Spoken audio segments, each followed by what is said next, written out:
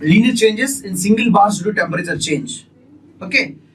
First case we are taking bars free to expand or free bar expanding here. So we are dealt with that free bar expansion already. Again we are looking into that. If a bar is expanding freely due to temperature change, its internal resistive force is equal to 0. So since R is equal to 0, the simplest stress is equal to 0 here. But due to temperature change, it will be undergoing elongation.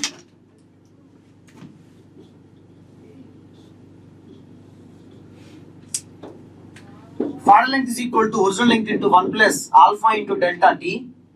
So strain is nothing but final length minus original length by original length.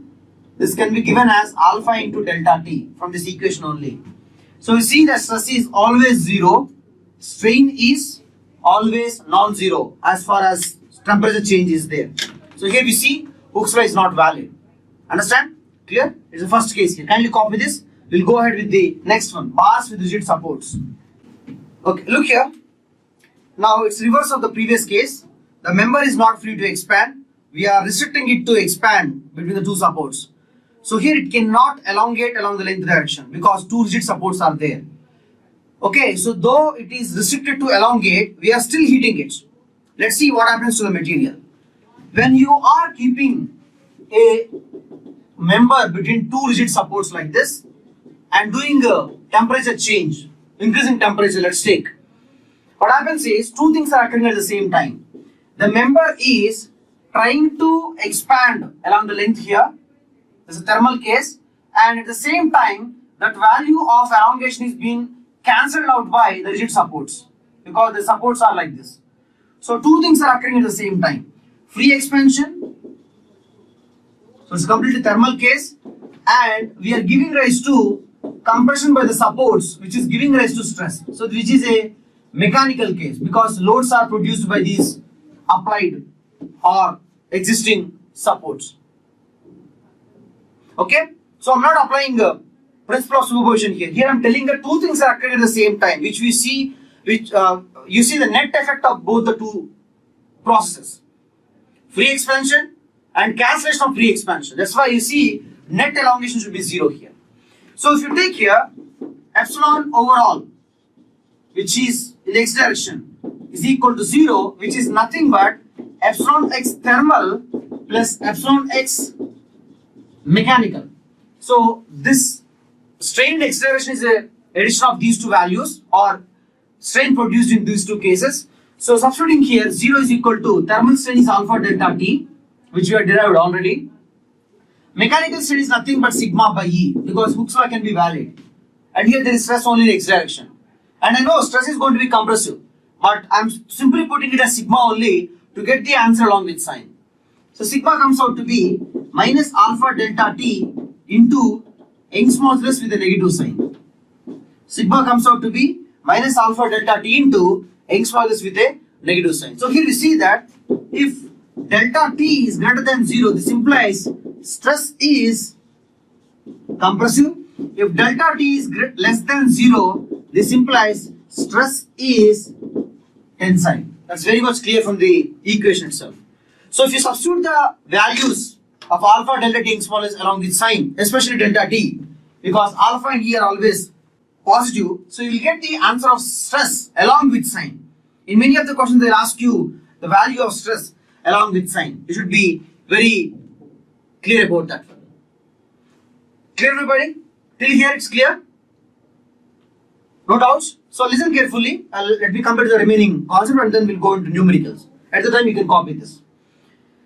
We see gaps between railway tracks wherever railway lines are kept.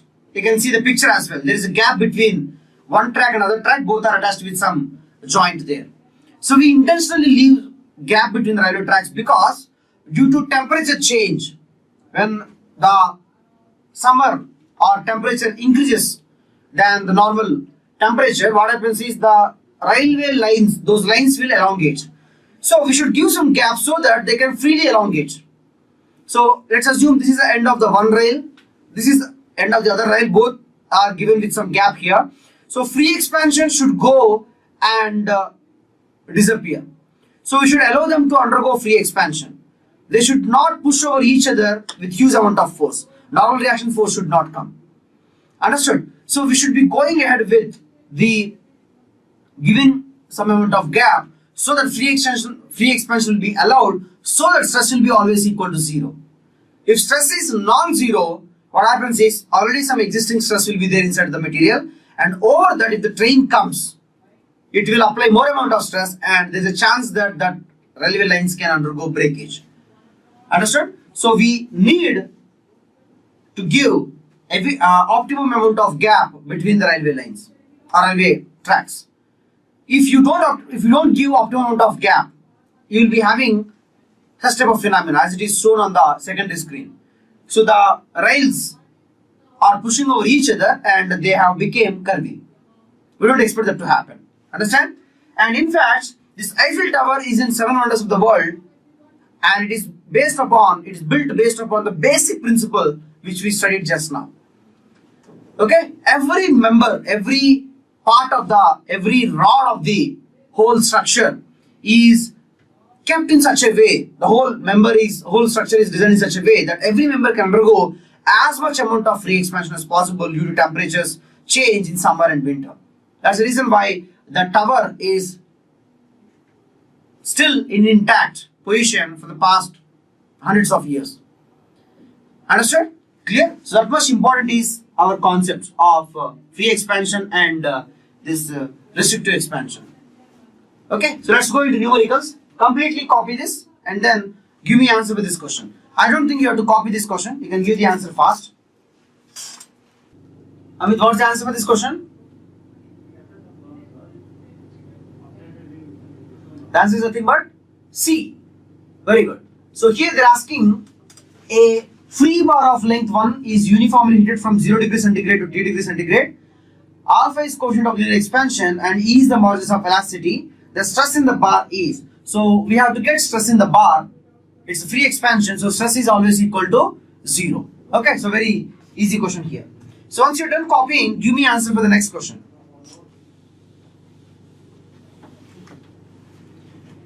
If you see this question, it's given that an elastic bar of length L, uniform cross-section area A, coefficient of thermal expansion alpha, Young's modulus E, is fixed at both the ends or two ends. The temperature of the bar is increased by T, resulting in an axial stress of sigma, keeping all other parameters unchanged. If the length of the bar is doubled, the axial stress would be. So here length is doubled here, we should get the value of stress. So for bar fixed between two supports, stress is given as alpha delta T into Young's modulus. It is depending upon alpha, which is independent variable, delta T independent variable, Young's modulus is independent variable here. Okay, so if you double the value of length also, stress will remain same. So the answer is A, not C. The answer is A here. It will not change. We cannot convert into, that means here if length L is there, definitely we can say length got doubled means stress will get doubled. Length is independent variable. Understood? So here all these variables are not all depending upon length. So sigma also will not be depending upon length at all. So the correct answer for this question is actually A. Okay? What they're saying is, they're doing comparison. First of all, they checked the value of stress taking length is equal to 1 meter. Okay? So later they have did the same thing. That means they given rise to same temperature change. They given rise to, that means they took the same material rod having Young's modulus as E only. Obviously Young's modulus will be same. They taken same area. Everything is same. But the only difference was the second loading condition. They took the rod which is having double the value of length. So previous case length was 1 meter. So the next case they took rod of length 2 meters. Okay, like this the experiment is done. The question is asked in that way. So obviously the formula is minus alpha delta T of Young's modulus. If you substitute the values, alpha is 12 into 10 power of minus 6, delta T change in temperature is 22 to 120, so it is 100. Young's modulus is equal to given as 200 gigapascal. 200 into 10 power of 9. So if you simplify this, you get it as minus 240 to 10 power of 6 Pascal, which is nothing but minus 240 megapascal, which is nothing but 240 megapascal compression. The answer is D here. Okay, fine. Let's go ahead with the next one. Kindly put the title. Linear changes in composite bars due to temperature change. After this, we go into volumetric changes. Last section of this chapter. Done? Everybody copy the title? So listen carefully. So this derivation you should understand carefully. Okay, so we didn't got any question. Only one question came in the past 31 years. We'll see that question and we'll take one question from textbook. So as if just for the practice, I would like to give the question as a homework. Okay, but listen carefully here. Okay, please pay attention. We are taking the composite bar and we are concerned about linear changes due to temperature change. So composite bar I'm taking. So this is the solid shaft inserted inside the hollow shaft, and here I am solving this example or deriving the formula for stress and everything for the case where rigid support is applied. I said already that the composite bar is produced by using two methods. One is interference field, another one is using a rigid support as an end mass. Okay, so I'm going with the second case here. Okay, but the concept is same. The concept is going to be same. Here I'm taking number 1, or I'm giving number 1 for this solid shaft, number 2 for this hollow shaft, and I'm going with the case where alpha 1 is greater than alpha 2 and temperature is increasing. Once we derive for this case, we can automatically solve for other cases as well, like alpha 1 less than alpha 2, delta T less than 0, alpha 1 greater than alpha 2, delta T less than 0, and so on. That means greater than we are checking here. We can take other cases like less than, greater than, less than, greater than. We can take all the other cases. Understood? So here we are taking this assembly and heating it. So obviously metals will elongate. Let's assume the free expansion is supposed to happen till here. I'm taking the free expansion till here for the first rod, and for the second rod free expansion should happen till here. So we can say this is the value of alpha 1 L delta T and this is alpha 2 L delta T. I'm going with the case both the rods are having same length. So this is how it should happen if the rigid end support mass is not there. End mass is not there. This is the way in which the elongation should happen. Okay, but due to the application of rigid supports, they will be forced to come to a intermediate value which is between this lesser value and higher value, alpha 1 L delta T and alpha 2 L delta T. Okay, so what you're doing here, by the usage of this rigid supports, we are compressing this solid shaft and elongating hollow shaft. So if you are doing in this way, reaction forces on the rigid support will be in opposite sense. Any doubt regarding this step? Kindly see the diagram and let me know. I'll give you time to copy a little later. I just want you people to observe. Let's take this elongation as delta here.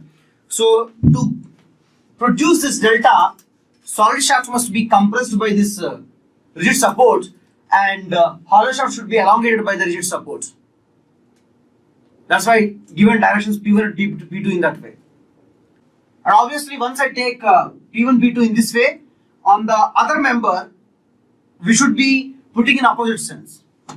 So here, after bringing it to this position, elongation as delta, this rigid support is in equilibrium. So we can apply the condition that P1 minus P2 is equal to 0, P1 magnitude is equal to P2. That means the force with which it is compressing the solid shaft is equal to the force with which it is elongating the hollow shaft. That's the meaning of that. So P1, P2 magnitudes are coming out to be same. That means the force with which it is compressing the solid shaft is same as the force with which it is elongating the hollow shaft. Okay. Now, this is the value of delta here. We should evaluate the values of P1, P2 because they are giving rise to stresses. Free expansion is not giving rise to any stress. P1, P2 will be giving rise to stresses here, and we understood that P1, P2 are same. Let's give the value as P. So let's find out the value of P here. If you write down delta value for the first one, is nothing but free expansion, that is alpha 1 L delta T minus compression due to P1. So P1 L by A1 E1.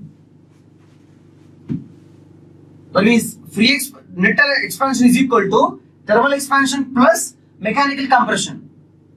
Okay, same way for the second rod it is nothing but alpha 2 L delta T plus P2 L by A2 E2 because it is expansion.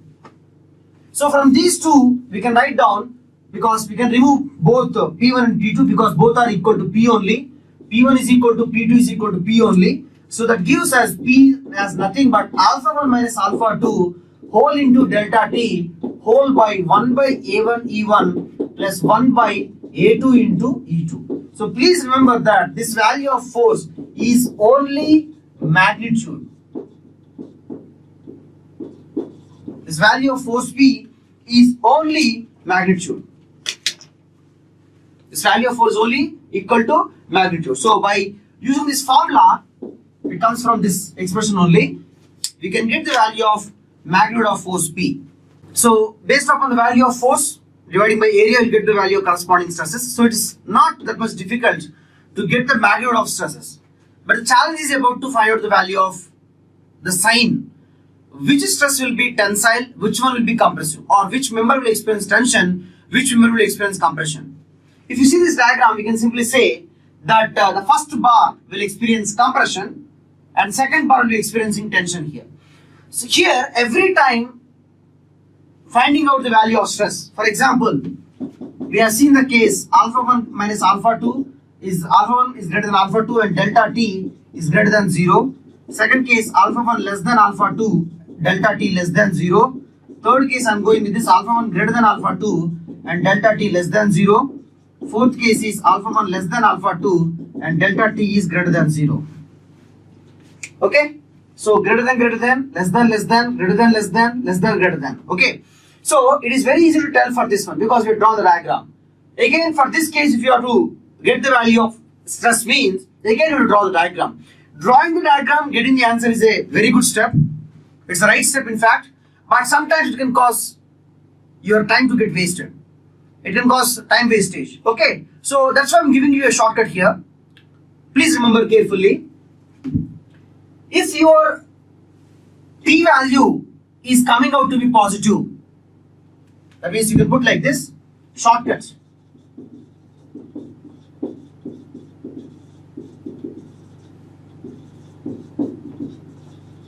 Shortcut to decide the sign of stress. If alpha 1 minus alpha 2 into delta T is greater than 0, because remaining everything will be obviously positive only.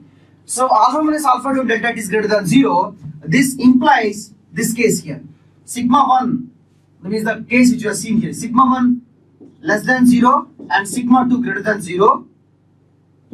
If alpha 1 minus alpha 2 into delta T less than 0 implies sigma 1 greater than 0 and sigma 2 less than 0, opposite.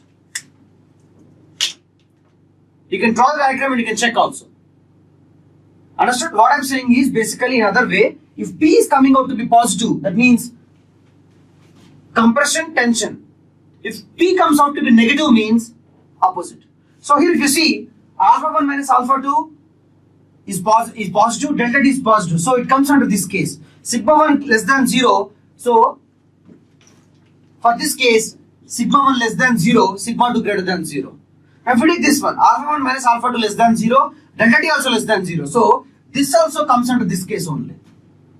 Okay, here if you see alpha 1 greater than alpha 2, positive, delta T less than 0, product is negative. So you will get this case. Alpha 1 less than alpha 2, delta T greater than 0, again negative, you will get this case. Like this you can get the value of strain, get the value of sign of the stress correctly. Clear? Understand everybody? Okay? You take this question. So here in this question, in the data given in the question, they haven't clearly told it is a composite bar. But kindly remember that this question is based upon the intention that it's a completely composite bar only. Okay. So if you give answer for this question, that itself is sufficient. Next question you can take it as a homework because all you have to do is derive the value of P. I mean, calculate the value of P by substituting the values. After that, dividing by area to get the values of stresses. Clear? So kindly get the answer for this question after copying everything from the board. Okay, let us see this here.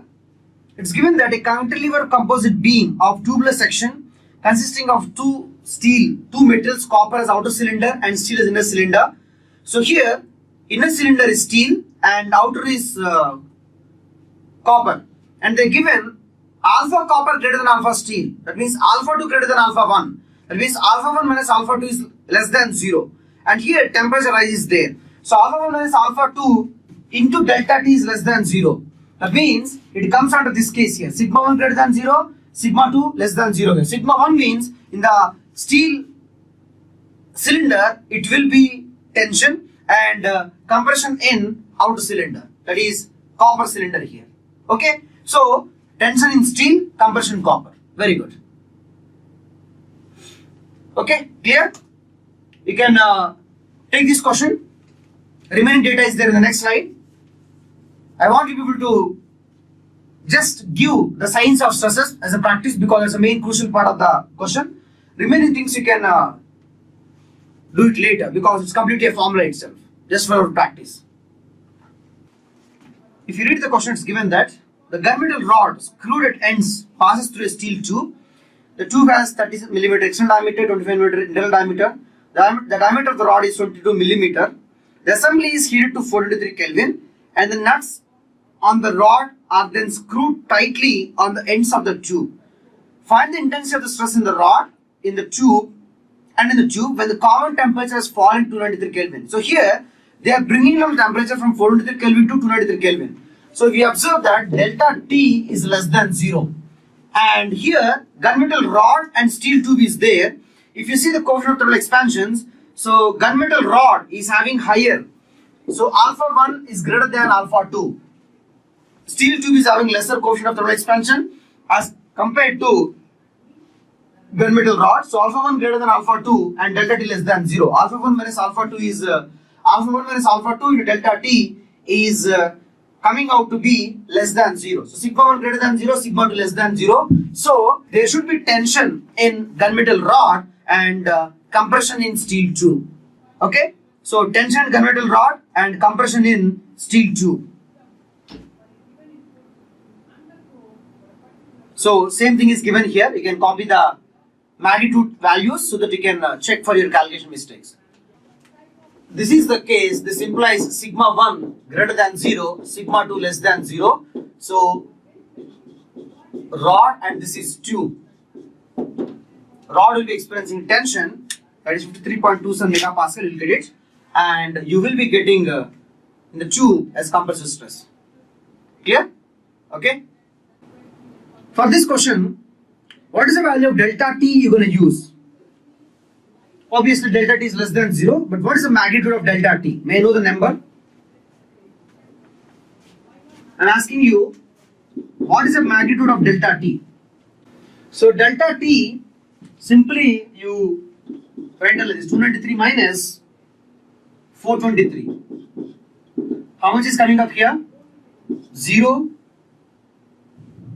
3, 1. Okay.